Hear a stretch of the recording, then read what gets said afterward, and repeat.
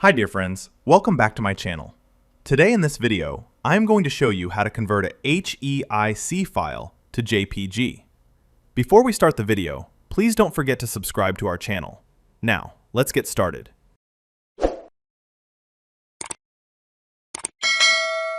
Here you can see a HEIC image file. Let me show you how to convert it into a JPG file. First, open any web browser on your PC. Then search for HEIC to JPG. After that, open the first website in the search results. Now click on the plus icon and select your HEIC image file from your computer. Next, scroll down a little and wait while the website processes and optimizes your image. Once the conversion is complete, you will see a download icon below the image.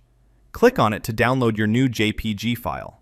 If an advertisement appears, simply close it. That's it. As you can see, we have successfully converted the HEIC image into a JPG file without losing its quality. If you found this video helpful, please don't forget to subscribe to our channel and give this video a like. Thanks for watching, and I'll see you in the next video.